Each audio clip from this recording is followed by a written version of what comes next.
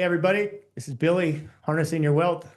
I'm here with a legend himself, G.R. Carter. He is one of the most well-known jockeys, if not overall horsemen, ever to throw a leg over a racehorse. So I think you guys are going to enjoy this show. I've been honored to know him, call him a friend for a long time.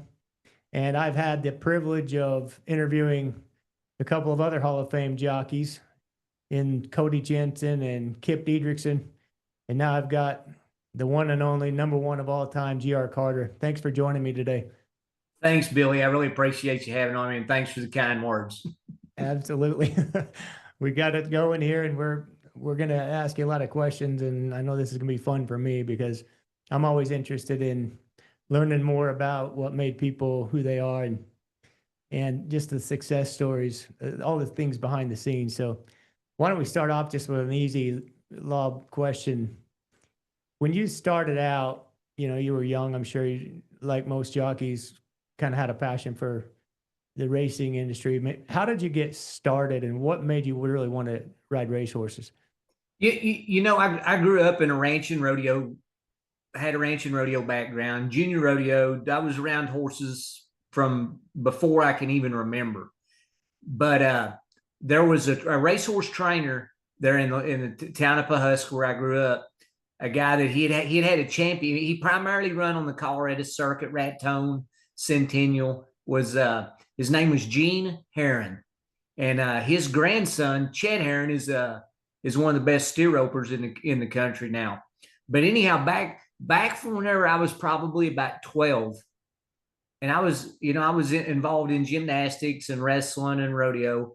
And Gene had always would tell me every chance he got that you got all the tools to make a great jockey. You're tiny, you're an athlete, you got no fear, you got all that things. He said, and you're not too young to start getting on horses. Well, he started telling me that probably when I was about 12.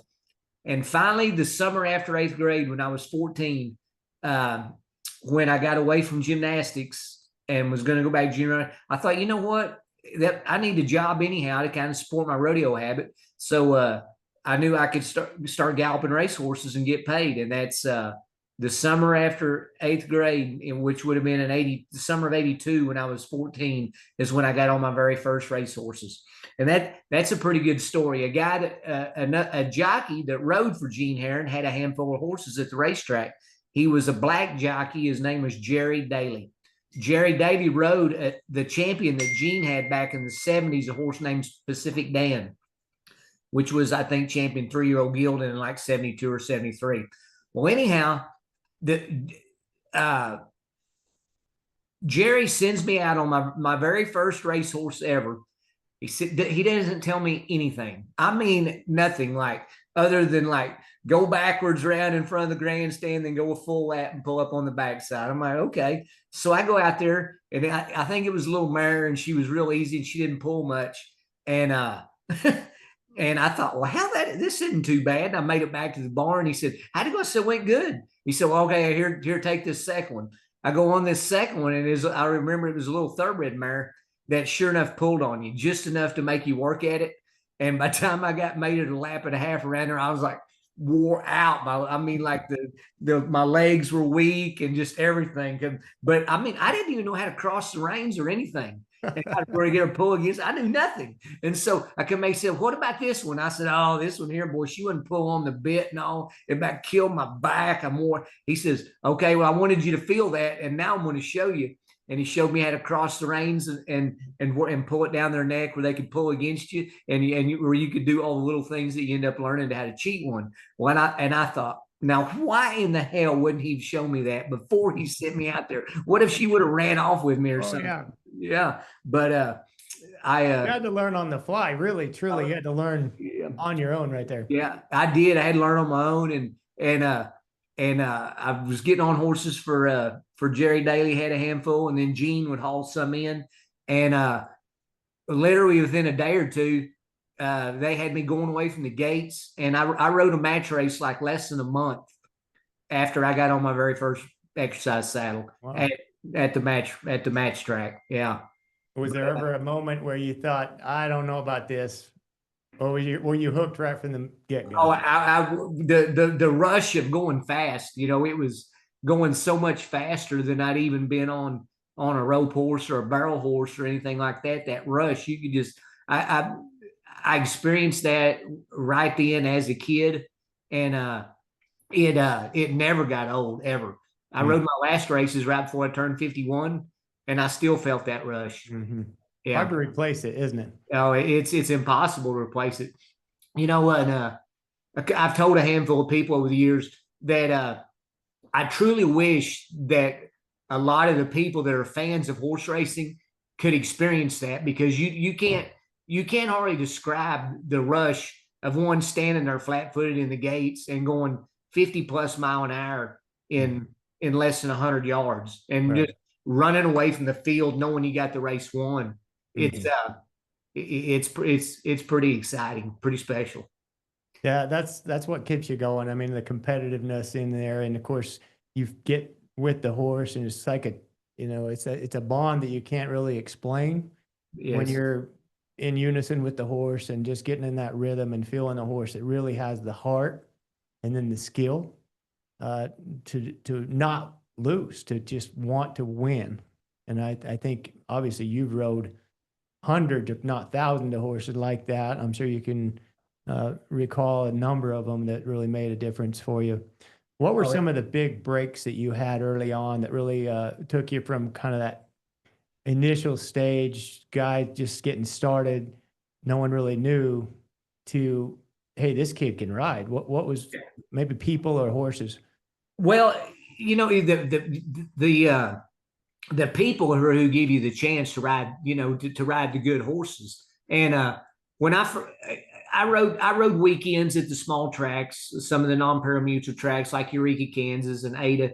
But I rode my very first official race when I was 16 at Blue Ribbon Downs, and I won it on a mare that Dad had kind of saved for me to be my first mount, and she broke her maiden, Mm. which was, looking back, was pretty cool. Yeah. Well, so over the next 2 years, I stayed in school. Most kids, when they end up making money at 16 and they're off at the races, say they're at Rio Doce somewhere, and they got to leave early before the meet's over, go to school. School gets in the way, and most kids never finish school once they start making money riding racehorses. I mean, I can introduce you to a whole slew of guys that I know that my age that never finished school because riding got in the way. But I stayed in school until I graduated.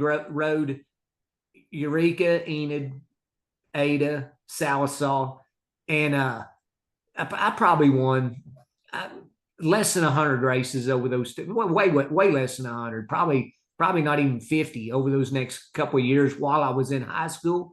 But then I moved to Salisaw the week I got out of high school in 1986, and my very first goal, I mean, I felt like I set the bar just as high as I could set it, and that goal was the guy that was the king at Salisaw at that time was a guy named Randy Wilson. Randy had been leading rider at Salisaw all through the early 80s and the first few years of parimutuel, and that was my first goal, was to eventually beat Randy for leading rider.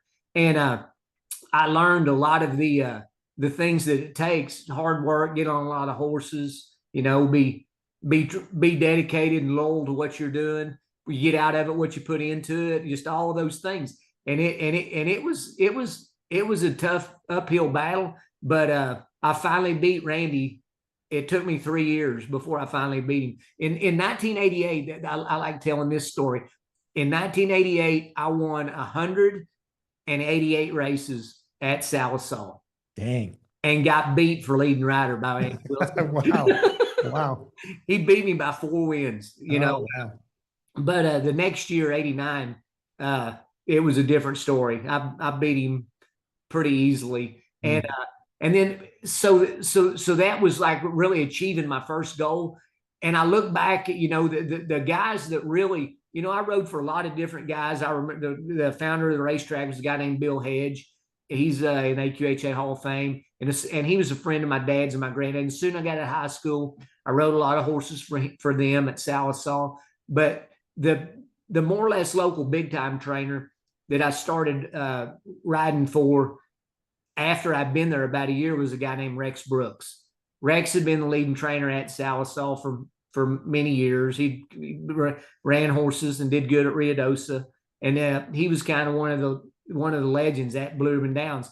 And when I started riding for Rex, I was destined to win some big races, and I did. I won the first Grade 1 I won was the 1988 Heritage Futurity on a mare named Barb's Bounce when I was only 20. And then we come back the next year and won the Futurity again with a horse named Race Car Red, and Barb's Bounce won the Derby. So that weekend was like beyond exciting to win the Heritage Futurity and Derby both as a 21-year-old kid. Well, that established you right there as the stakes rider, and yeah, it really did. Rex did a lot for me, and then the other local guy was there at Salisaw was a guy named Don Drake that I won a lot of big races for and did well. And you talking about like career moves and people that really kind of help you. One of the smartest decisions I ever made, looking back, in 1990 I came and rode at Remington the whole summer, and I was second leading rider, and that was really the first time that got away from Salisaw, other than like Ada and the small tracks.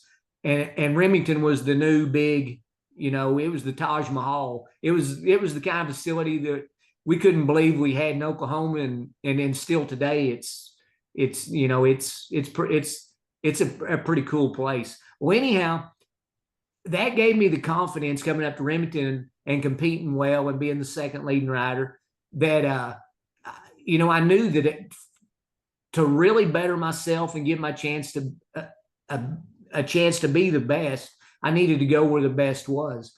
So I made the decision at the end of 1990 to go to Los Alamitos and ride the remainder of the winter meet to see if I felt like I could really get in. Well, I went out there with as soon as the meet was over at Salisaw Sunday night. A guy named Roger Smith rode out there with me. I had a little gray 300 ZX sports car, and we drove it from Salisaw, home 1,500 miles west. And I'll bet you made it in about 6 hours the way you drive. Yeah, I let him drive some. Well, anyhow, you're still alive today. I'll never forget. There's 2 different times I remember getting this feeling. When we pulled up to the track, it was Monday evening. We drove straight through, and I just remember pulling up in there and saying, "Man, that's Los Alamitos. That's where the best guys are at. That's the place that's going to make me famous. It just the tingle of like I hadn't even rode a race yet, but I'm here. And my father-in-law Jerry had set me up with an agent, a guy named Terry Morse, which was his hog. He was Danny Cardozo's agent at the time, and they ran 5 days a week back then, Tuesday through Saturday night, and we got there Monday night, and I was on 4 races the next day. I never even been on a race. Tuesday that morning was the first time I ever got on the racetrack, and I was just so excited to be there. I ended up riding, like December, January, and I think that winter meet ends in early February, and I ended up winning like 28 races. I made it up. I don't know. I was 7th or 8th in the standings and I knew that I was well on my way. I named the legendary guys, Bruce Pilkington, Treasure, Cardozo, Krager, but the guys that were winning the majority of the races, that was the heyday of Kip Dieterson. Kip Dieterson, he kicked ass and took names, and Eddie was right behind him.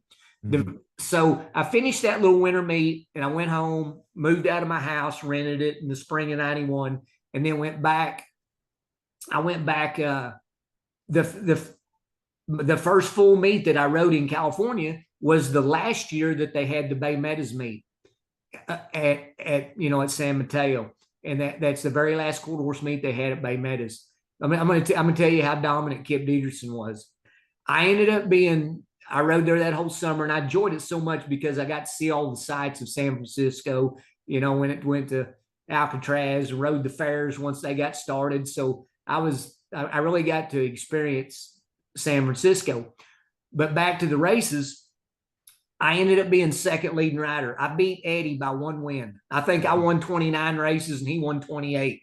And I was pretty proud of myself for that. But the only problem was that Kip Dieterson won 72 races.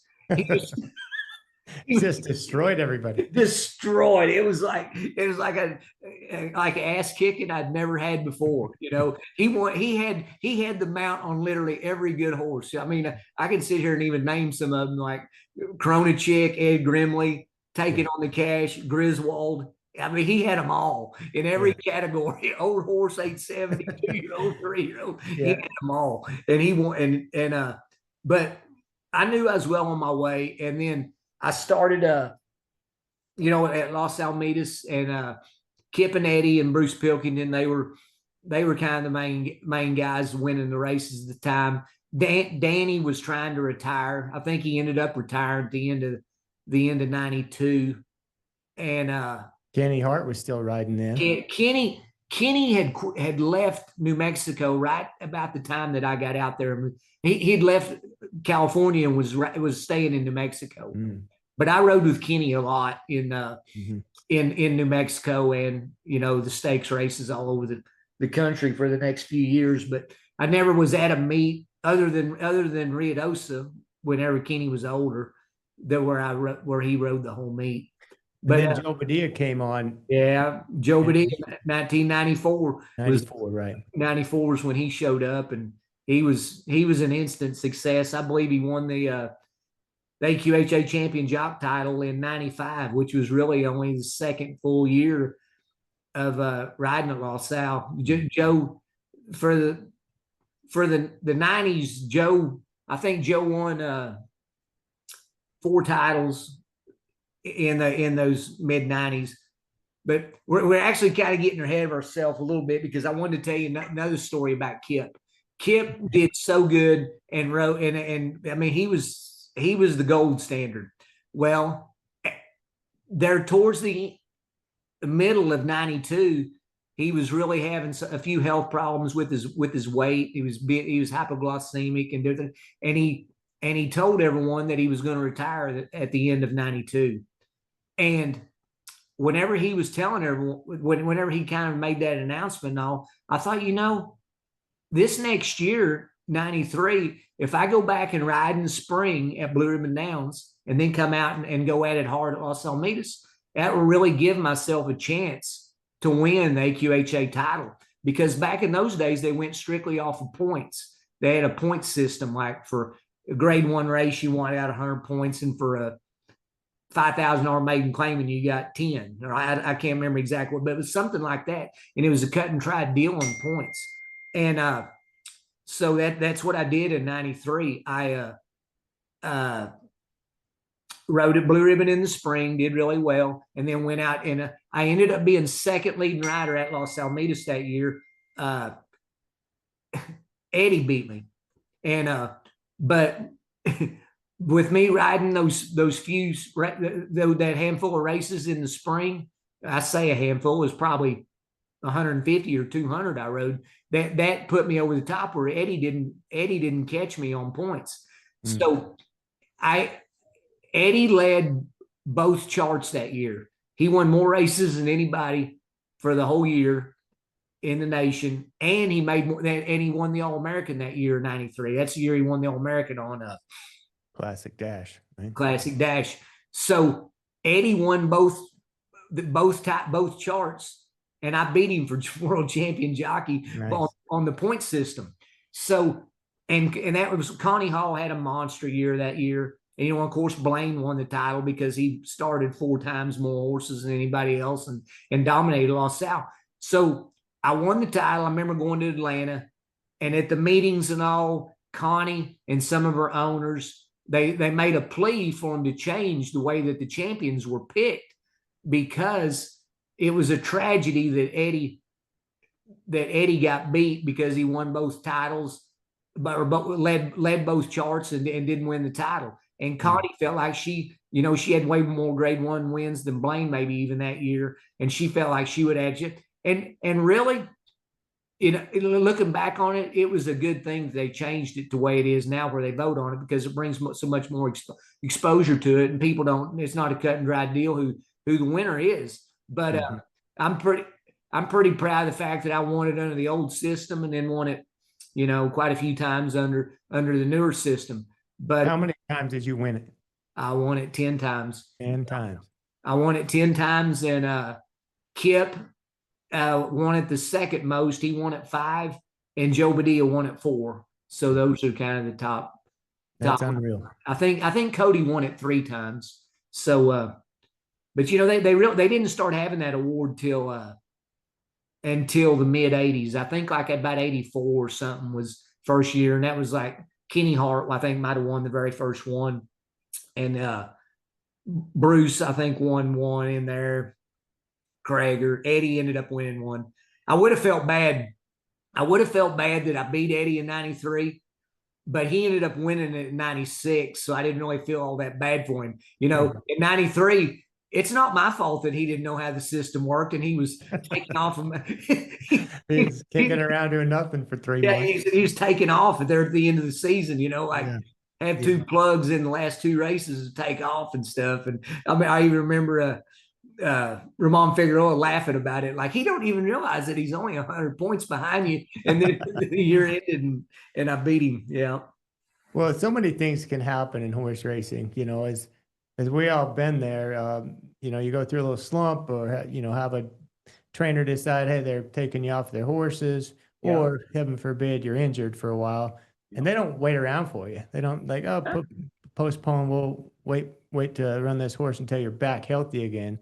You can lose out on them. Did that ever happen to you, like a big injury or lose a big barn? You know, uh, I was probably the most fortunate guy. I had the gymnastics background. I rode for 35 years, and the worst injury I ever had was a broke collarbone. And you can tough that out and go ahead and ride within a week or 2. I broke a little piece off my wrist one time that I missed like one weekend. But really, overall, there's nobody that rode as much as I did and got hurt less. I never missed an extended period of time riding, and I was just so fortunate. And the other question you asked about ever lose a big barn? Oh yeah, I lost the big barn. I'm in the mid '90s. I was Jack Brooks's man. I won the All-American for Jack, and rode horses like Falling in Love Again, Dashing Perfection, Dashing is Easy. He's a Rama man. All horses that made right at $1 million or more. And I rode for Jack for 5 years, and then he ended up deciding that he wanted someone to ride more like First Call for him. I was riding for so many different people, and he was still planning on riding me some, but I went from being his First Call rider, had everything, to then and that was pretty tough to take. But it took a few years, but eventually Jack came around, and right before he retired, he stuck me back on all of his horses again, and I won the Texas Classic Futurity on Valiant Hero, and the Derby on PYC Paint Your Wagon, and that was a couple of Jack's last starters. I mean, you mentioned there are some horses that are very well known stallions and continue to produce in the industry. What was maybe the most interesting bonus you ever received from an owner for winning a big race? It's funny you asked that, because I really never even wanted anybody to give me a bonus. I mean, I rode for same jock mount, 10% of what the horse made. And, and I had probably a couple of small experiences where somebody gave you some type of bonus, and nothing's free, and whenever they give you that bonus, then the next time that you couldn't ride their horse, they're like, hey man, I gave you that bonus. What are you doing? So me. Yeah, they wanted to feel like you owed them. So I really kind of stayed away from I'm sure I got quite a few, but I can't remember any huge ones, except for the biggest thing anyone ever kind of bonus anyone ever give me, whenever they retired Valiant Hero and syndicated him, Jack Brooks trained him as a 2-year-old, and then he retired, and Mike Joyner trained him as a 3-year-old. And I won the big races I won on him were the Texas Classic and then the Heritage Derby. And at the end of his 3-year-old year, when they syndicated him, and in the syndicate, they gave me and Jack and Mike Joyner all free a lifetime free breeding. Mm. Not a full. They more or less give us a half a share apiece. And there was years that I sold that breeding for $15,000-$20,000. Like before I was actually kind of breeding a few mares of my own and stuff. But I still, to this day, they syndicated him there at the end of 2007. So we're talking like, 17 years now. I've had a breeding to that horse all these years, and wow. and now I use it. And that's the best thing that any owner's ever done for me. And the owners of that horse were a guy named Terry Bell. They were some of Jack's main owners, Terry Bell and Homer Hill, and Henry Brown from Arizona. Those are the 3 guys that owned him, and I made it a point to thank him every time I saw him. And I'll never forget it. One time when I talked to Terry Bell about it, he told me, he said, that'll help you get in the breeding business one of these days. And I'm like, well, I don't know if I want to be in the breeding business. No, but he was older at the time, and he ended up telling me, he says, the best part about the breeding business is you always have something to look forward to. Those babies that are on the ground, you're just hoping and praying one of them is going to be the superstar. And I realize how right he is now that I've got to raise a few and raise some pretty decent ones. And it's exciting when you see them being born and then bring them up themselves from a little baby to that yearling that you're sending off to a trainer to actually winning something. It makes it's pretty special. There's a lot of truth in that statement. Say you're never going to die if you've got a yearling on the ground. Exactly. You sure are wanting to see how that thing can perform, and everybody gets excited about it. Oh yeah. The big question I always get is, I see people at the racetrack, and they remember me as a jockey, but they always ask this: do you miss it? And how do you answer that question? I'm sure you get a lot more than I do. Oh, I miss it every day. Like that thrill of winning and that rush of leaving there in front and running away from them and knowing I had race one. That never got old. I was so fortunate. I had the perfect ending to my career. It wasn't actually definitely cut and dried going to be the ending, but it ended up being the ending thanks to Mike Joyner, and that's a pretty good story. The last race I ever rode was on December 16th, 2018, the Los Alamitos 2 Million Futurity. And we had a really good Mike Joyner. We had a really great mare that we'd won the Golden State with. Her name is Flash and Roll. And she goes off as the favorite in the finals. And she leaves there just a half a side in front, the first jump, and just runs away from them. This is right before I turned 51. And and that was the greatest rush ever, to think that I knew that I was going to quit that year. I mean, I was, and Mike did too. I said, this is it. I'm going to ride through the end of this year, 18, and I'm done. Well, after she won, we actually had another race we were going to run at Sunland a couple weeks later, the championship at Sunland. We had a horse we won a Derby with at Albuquerque, but he really, was mid-pack kind of horse in that race. Like the big horse was Jesse's First Down. He had probably no chance of beating Jesse's First Down. And before he entered the next week, Joyner called me and he told me, he says, hey, if you want that to be it, if Flash and Roll to be your last mount, he said, I'm good with it.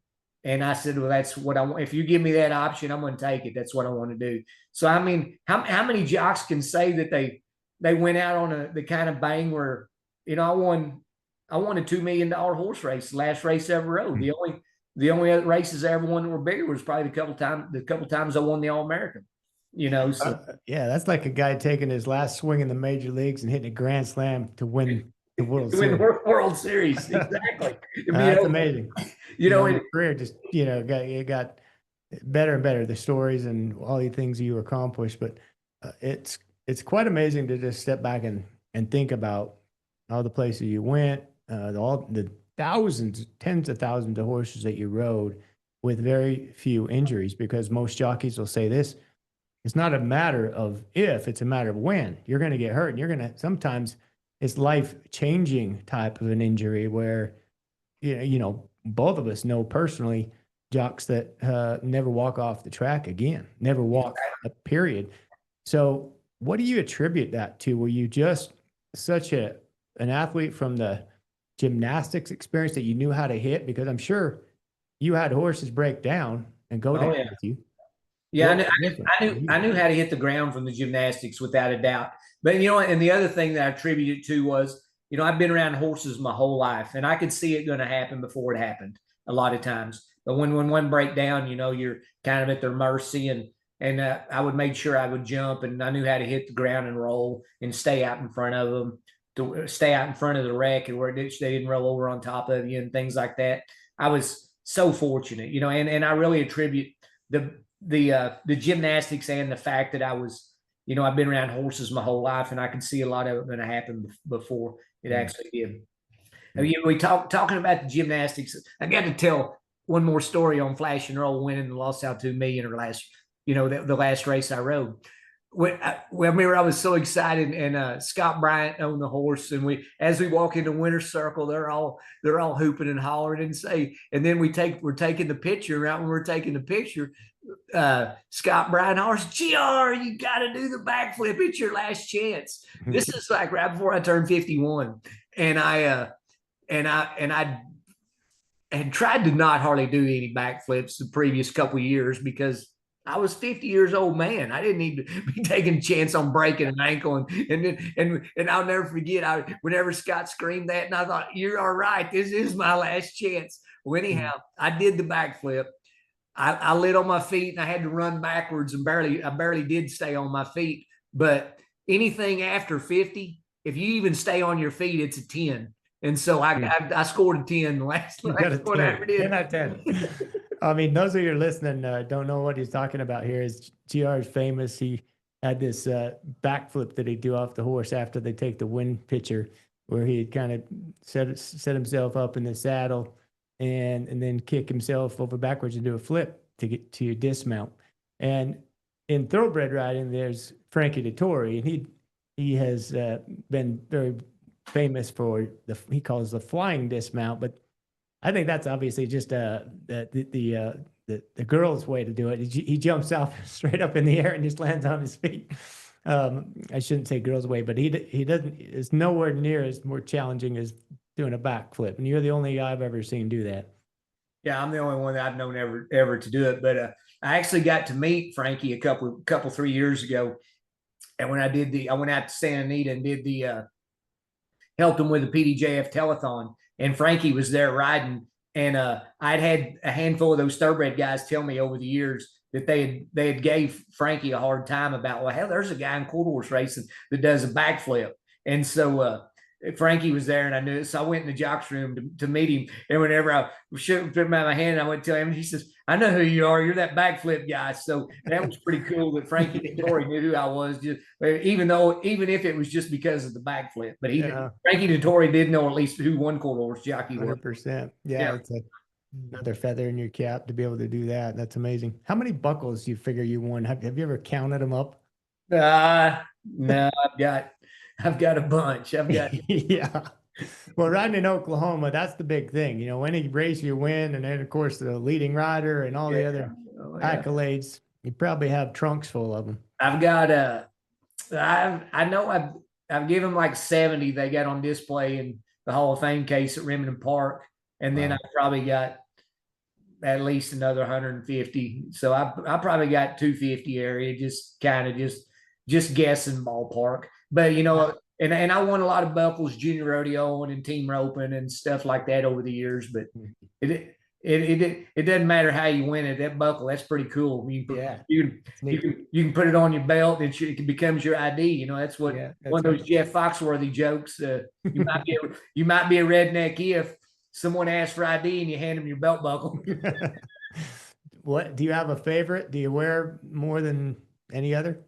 You know, I've got yeah, of course, my two All-American belt buckles are my two of my favorite ones, and then I got a buckle that I won at the World Series of Team Roping in 17. I won the 14 division, which is kind of the pro-am division at Vegas. That was the second year they had that World Series of Team Roping during the NFR, and it is absolutely a stunning gold ruby buckle. I mean, it is so gorgeous to gist, and I'm sure it's the highest price buckle someone paid that I won, and I wear it. It's kind of my dress up buckle. So I actually wear a team roping buckle for dress up, but I do my All American buckles are my two favorites.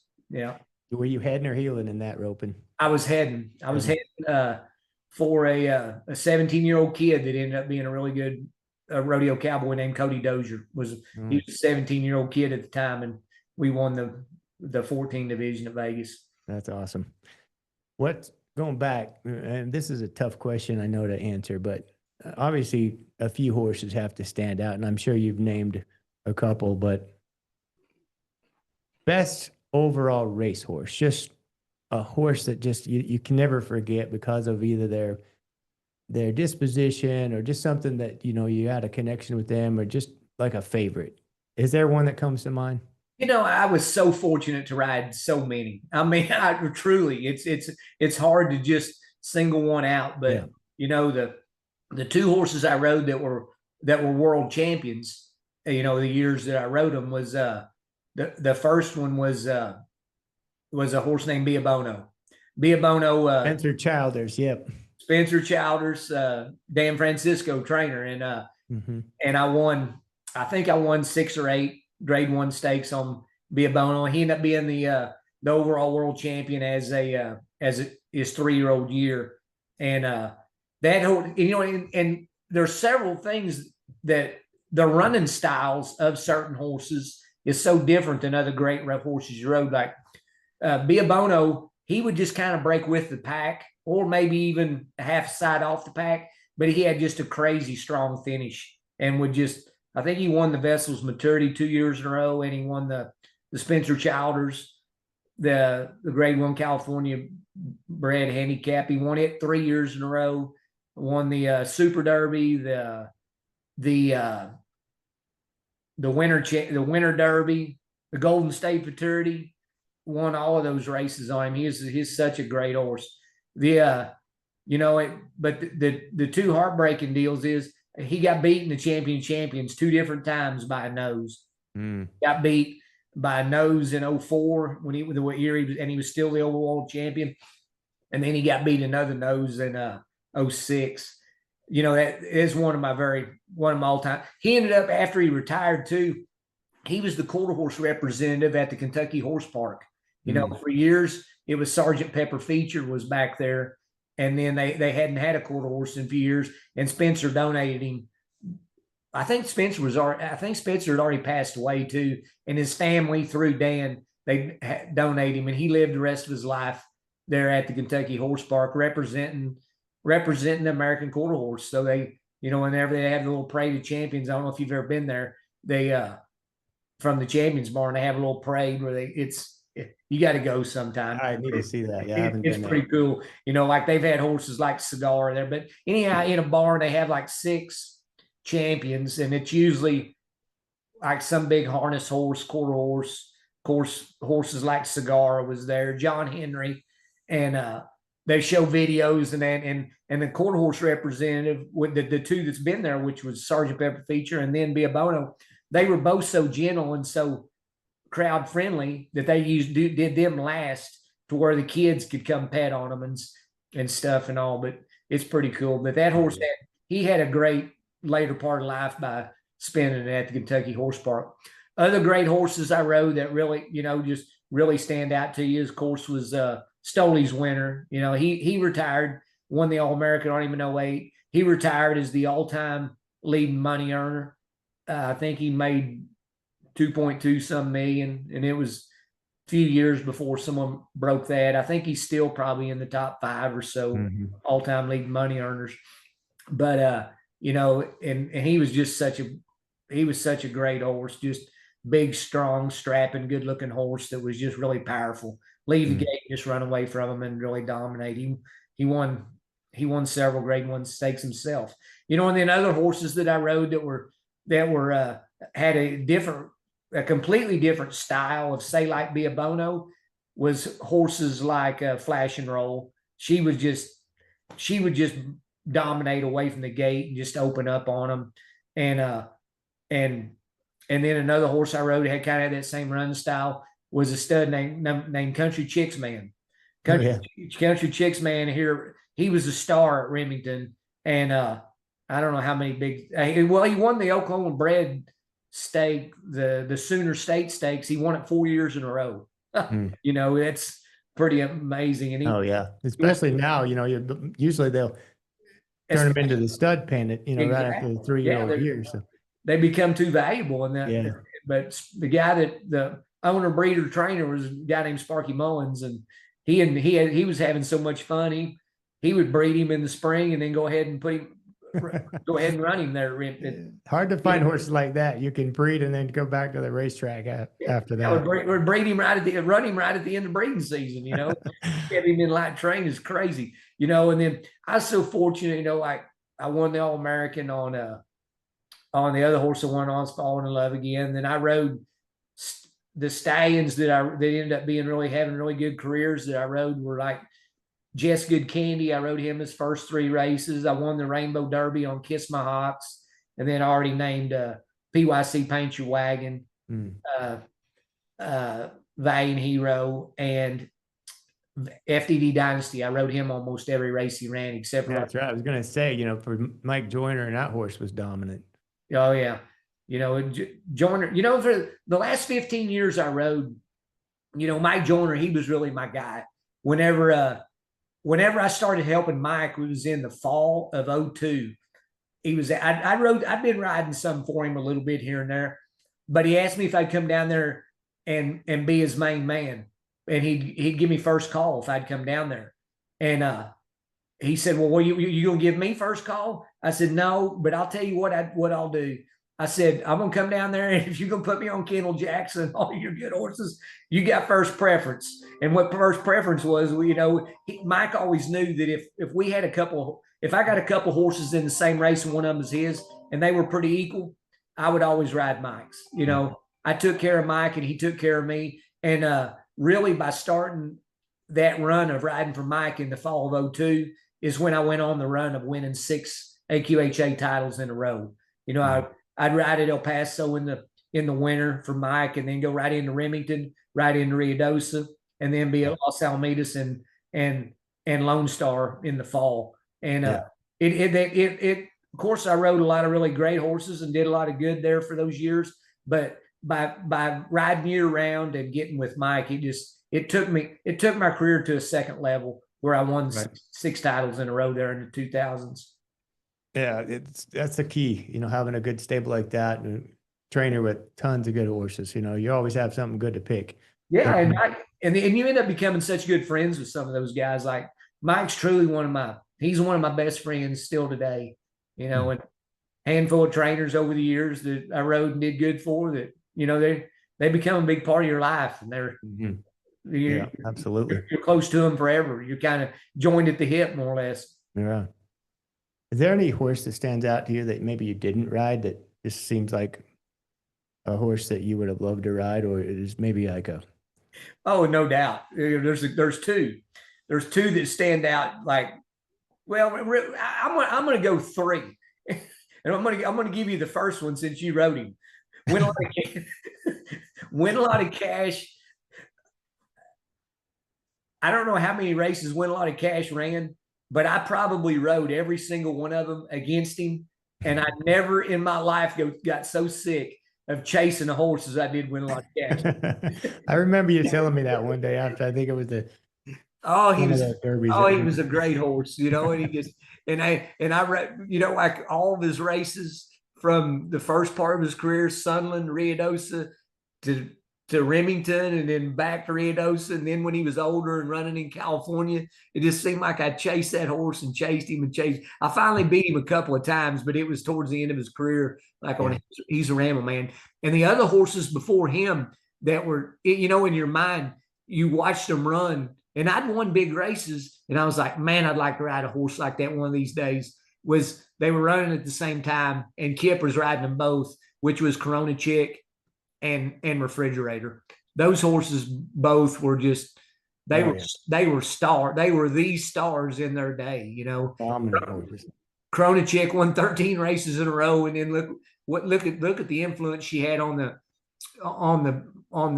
sport, you know, in the breeding in her offspring. You know, she's the mother of Valiant Hero, Oh yeah. Corona Cartel. Oh, her bloodline. Corona Cash. Never. Yeah, you can never Corona replace. Cash. And Refrigerator. He was truly, you know, just such a cool star. I think he was world champion 2 or 3 years in a row there in the early 90s. He won the champion is what, 3 times? I think he won it 4 times. Yeah. I mean, what a horse. Yeah, let's see. He was 2-year-old now. He won it 92 for the first time. That was Kip's last race he rode when he retired that first time, you know. But Kip he ended up not staying retired, just same as I did one time, I think. But he stayed away about 4 years. I only stayed away like 9 months and went back and rode a couple years. But Refrigerator was a big star that I ran against, and I was like, boy, I'd like to ride a horse like that one of these days. And I remember thinking that when I was just becoming, you know, going into the direction of riding, galloping horses, exercising, and he had Refrigerator going. You know, it was 91, I think he won the All-American, and I was just getting started, and I just dreaming. And watched those races and watched him win. And I was praying to God that someday I'd have a horse to ride like that, and you know, fortunately it did. Oh, you did. I'm glad I got one. You know, I got one. You got about 50, but I ended up having that experience. That set up, you know, everything. It's changed your life. Obviously, you know that, but yes, you ride a horse like that, it changes your life. It's really amazing how much it does change your life. You know, of course, financially, and your reputation just grows, and then you get that success breeds more success. Mm-hmm. But you know, like Refrigerator, you were saying, he won the All-American in 1990, and he won the champions in 92, 3, 4, and 5. Yeah, that's what you call dominating the sport. That horse was unbelievable, and come from basically nowhere, you know. Yeah, not a superstar bred horse, just not at all. You know, it's quite a story. What do you think as far as current jocks that you watch today? I know you follow the sport because you own horses, but yeah. And I'm not trying to throw you under the bus, but you obviously had your opinion. Yeah. Who are the top 3 best jocks in the quarter horse industry? Right now, the best 3 jocks, without a doubt, are Brian Canonosa, Francisco Calderon, and you know, I really like a couple of different young kids, like that Edwin Escobedo. Looks like he's got a bright future in hunting him. But really, overall, Calderon and Canonosa, and James Flores. James Flores won a couple AQHA titles, and he's won the All-American a couple of times. But probably those 3 guys, James Flores, Calderon, and Canonosa, they're living the life that they're living the life that I lived for years. You know, they're riding, they get mounts in all the big races everywhere they're at, you know. High demand. That's when you know you're something special, when you don't even qualify and they call you to come and ride, you know, fly somewhere, pay your travel and go ride somewhere and all over the place. Oh yeah. A lot of trips I'm sure you had where you were red eyeing to get there, jump on a plane right afterward, flying a lot of private planes, right? You have no idea. you name it. Someone asked me here just recently about how did I get to Ruidoso, and I laughed. I says, "What do you mean? How did I get to Ruidoso? You name it, I got there. From Mule. hitchhiking to private planes to the 4.6s ranch plane and I can tell you how far it is from every airport. Exactly, from Roswell, El Paso, the Ruidoso Airport, or Albuquerque. I can tell. I mean, I did it all. And sometimes cutting it real close, right? Cutting it very close. Your watch, like, oh shit, I'm gonna miss this. I'm gonna miss this race. And I rode, especially when I got a little older and was really kind of, I guess you'd say, in high demand. I rode a lot of lost. I rode a lot of most of the big stakes at Los Alamitos. I'd fly, turn, ride. Of course, it runs at night. So to be able to make it from the West Coast back this way, you couldn't hardly make it in time to ride the first race. Like if you took the 5:30 a.m. flight out of LAX and went and you'd go through Dallas, where you'd get up here like at 1:30 and the races started at 1. So your only option was the red eye, like you said. You used to leave. There's several red eyes, ones from LA through Houston or Dallas. And I would really like to know how many times I took the red eye. And I took it many times to be able to ride the first race, even at Ruidoso. If you wasn't flying private, I'd have to take the red eye like to Houston and then back to El Paso and then make it up there. And I'd still barely make it up there in time to ride the first race. I don't know how we did it back in those days. There wasn't any Google Maps or anything like that. You didn't know where you were going half the time. You're just trying to get there.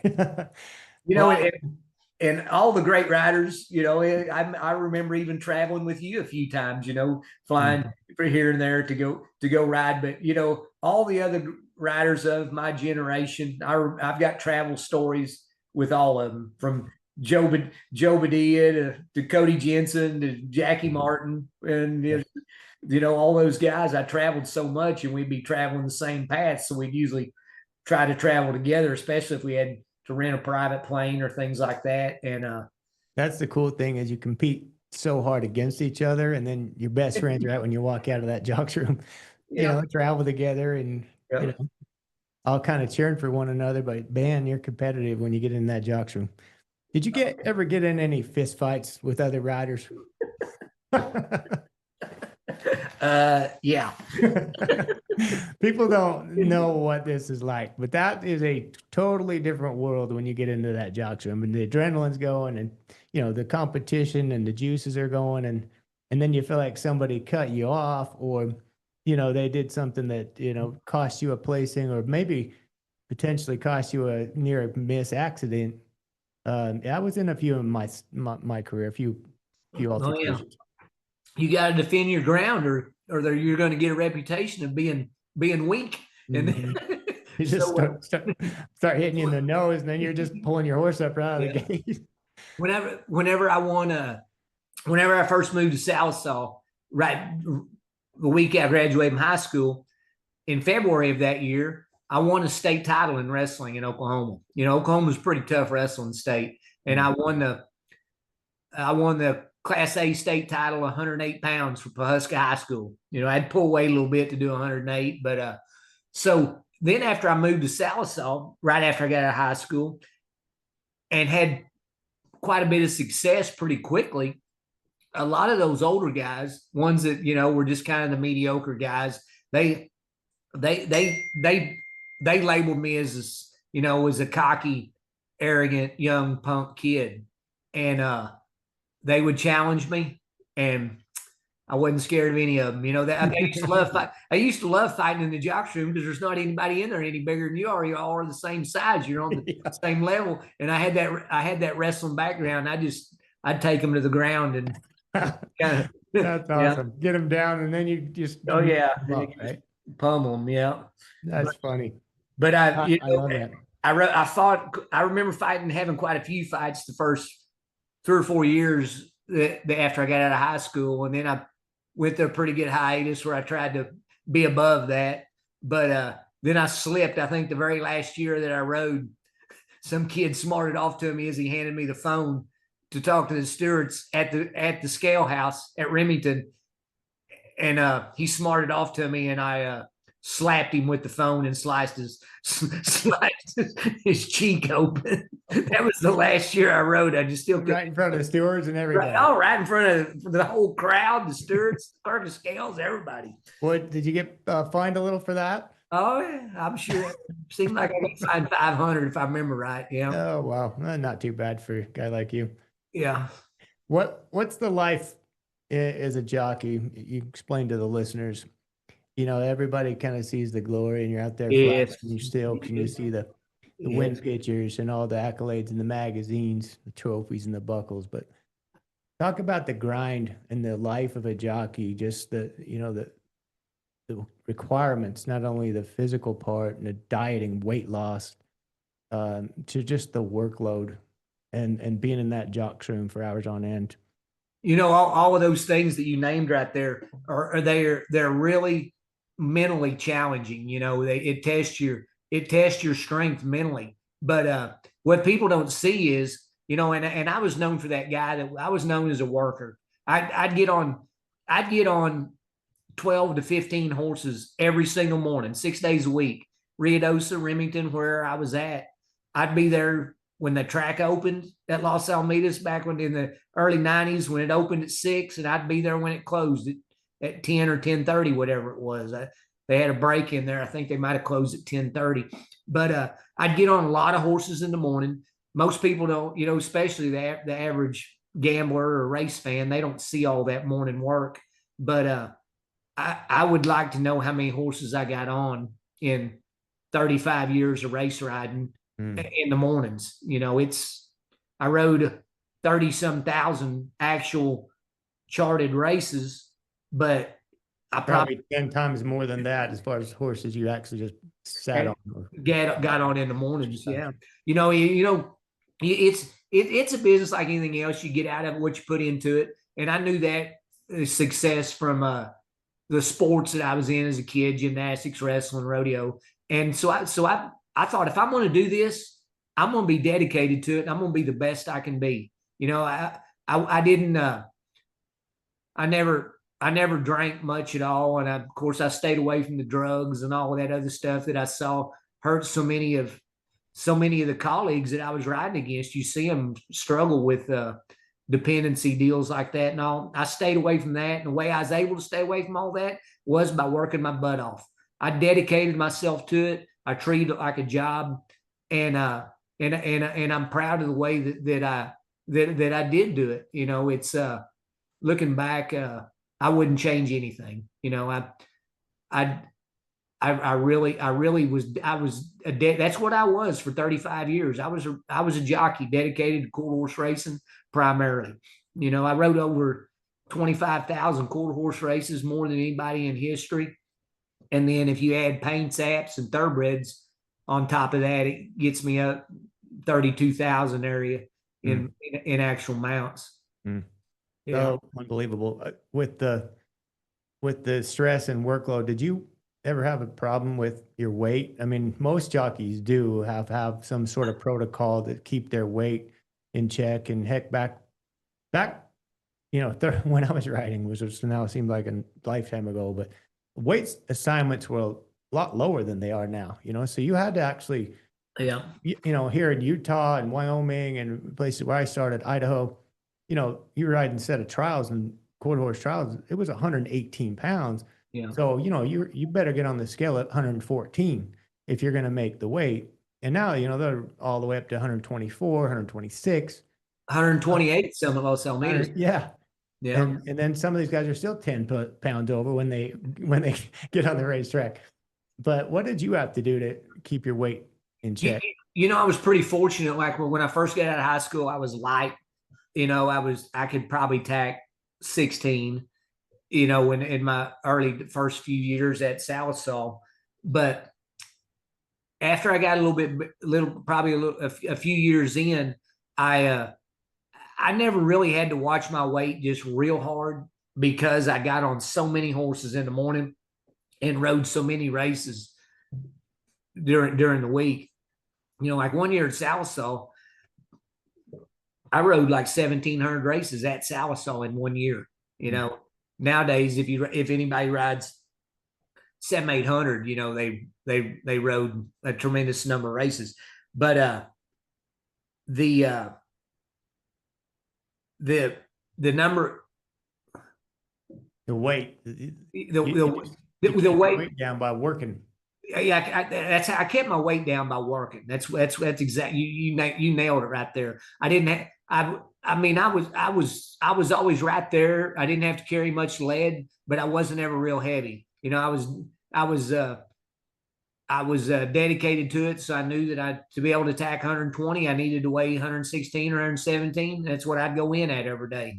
And once you get your weight down, and as long as you stay that busy, you don't really seem to put much on. But Not like you're dying for food or yeah, and whenever you're working that hard, you have to eat. You have to eat for your body to have the energy to be able to rock on. But whenever I tried to quit riding that first time in 15, and when I came back and rode those couple 3 years in 17 and 18, of course I was late 40s, early 50, and I had to watch my weight pretty good then. I got a full dose of sure enough having to diet, and of course I wasn't getting on near as many horses as I did 20 years earlier. So I had to watch what I ate pretty good those couple years when I came back. But I spent some time, riding thoroughbreds. I tried to make a go of it out there in California with some people that I had connections with, and I saw a whole new dimension of what some of those riders are going through.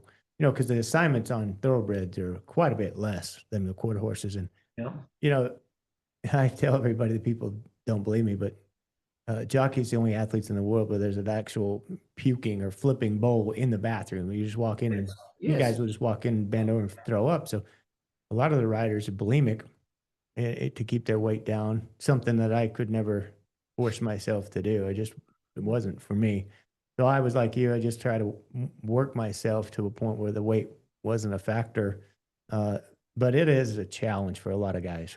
Yeah, having to keep that down. It's a crazy mental challenge for a lot of guys that they end up having, mental health issues because of it. You talking about the thoroughbred deal, that's remind me of another crossroads in my career. When I first got out of high school, I rode everything at Blue Ribbon Downs in the late 80s that they led up there: paints, apps, thoroughbreds, quarter horses. I think I might have even rode a mule and an Arabian or something, along the way. Arabian, yeah. But I rode everything, and I did better with the quarter horses than anything, but I did really good with the thoroughbreds too. There was years that I won 70 or 80 thoroughbred races at Salisaw, and I think Cliff Berry left Salisaw to come to Remington when they opened, and I think I was even the leading thoroughbred rider there in like 1990, the last full year that I rode at Salisaw. But so whenever I decided in the summer of 90, after I come up to Remington and I thought to myself, I need to go somewhere. I need to make a decision where to go to give myself a chance to better my career. I wanted to eventually, make it to Ruidoso with a chance to win the All-American, of course. And I knew that if I went to Los Alamitos, that would really help. But the deciding factor was the story you just told. The scale weights on the thoroughbreds is consistently about 5 pounds lighter. At the time in 1990, I was tacking 120 pretty comfortably without having to diet a whole lot, by just working hard. But really, if I was going to go ride thoroughbreds, say at East Coast, West Coast, or Kentucky, I would really need to show up tacking about 115 or 116 at the most. And that would make me have to weigh, 110 or 11, 12 strip. And that was one of the deciding factors of why I decided that I'm going to go to Los Alamitos. I'm going to throw my heart and soul into the quarter horse game and see where it takes me. And one of those deciding factors was that the scale weights was just a little bit more, because I knew that, if I'm going to do it for many, many years, you see a lot of those guys that end up having health problems because they dieted so hard for so many years. Their bones become brittle. It seems like when they get old, they can't hit the ground without breaking something and all. And I feel like I was either smart or lucky that I chose that path, and that's one thing that helped keep me from getting hurt, and that I didn't have to fight my weight that bad. But I probably would have if I would have went and rode thoroughbreds. Mm-hmm. Well, it worked out pretty well, I'd say, GR. Yeah. The path that you chose and the people that you got connected with, and you're still involved. Some riders end their careers on the racetrack. They're forced to stay in it in some capacity, where it's a pretty big demotion, unfortunately, for them, where they're, working in the jocks room, taking care of riders. Some of them stay in the sport as trainers, or become officials like stewards. You had the freedom and the flexibility because you were smart financially. You got into some businesses and were able to continue earning a living and doing things that you love to do without being hamstrung or tied in to doing something you really didn't want to do. Right. So I commend you for that. Wonderful career, hell of a story. And I think you're going to hold the bar high for a long, long time. These guys can just hopefully listen to this and understand what it takes to get to that level. I became the all-time lead money earner in quarter horse racing in 2009. When I passed Jockey was in 2009. And we're talking that's 16 years ago, and there's still nobody's really got close. But as quarter horse racing gets better, purses will grow, things like that. There'll be someone come along. It might be Canosa or Calderon or James Flores, any of those guys that are they're barely or not quite 30. I think Calderon's just over 30 and Canosa's only mid-20s. They'll have a chance of eventually getting that earnings record. And you know what? And that's great, because that shows that the sport is going in the right direction and growing. Mm-hmm. But the wins record, I won just over 4,000 quarter horse races. The kids nowadays don't have the racing opportunities to ride the numbers of races that I did back early in my career, or even that you did, during your run as a jockey there in the 90s. There's not the numbers of races. The race meets aren't as long. The race meets don't run as many days a week as they used to. And they'll and I was dedicated to it for 35 years and with those bigger numbers. So it'll be really hard for someone to ever get the wins record. I truly believe your wins record is pretty secure. So amazing accomplishment. You go down in the all-time record books, and I'm glad that you're still involved. We serve on some boards together, and involved in now giving back, hopefully keeping this sport moving forward. So I want to thank you again for joining us today, and hope you guys out listening out there enjoyed this show and enjoyed listening to one of the all-time best jockeys to ever sit in a race saddle, GR Carter. Thanks for joining us today, and we'll see you next time. Thank you for listening. For more information about today's show, please check out the show notes. Visit our website at www.petersonws.com or give us a call at 801-475-4002. Peterson Wealth Services is a registered investment advisor. This is a paid-for advertisement. Information presented on this program is believed to be factual and up-to-date, but we do not guarantee its accuracy, and it should not be regarded as a complete analysis of the subjects discussed. Discussions and answers to questions do not involve the rendering of a personalized investment advice, but are limited to the dissemination of general information. A professional advisor should be consulted before implementing any of the options presented. Peterson Wealth Services.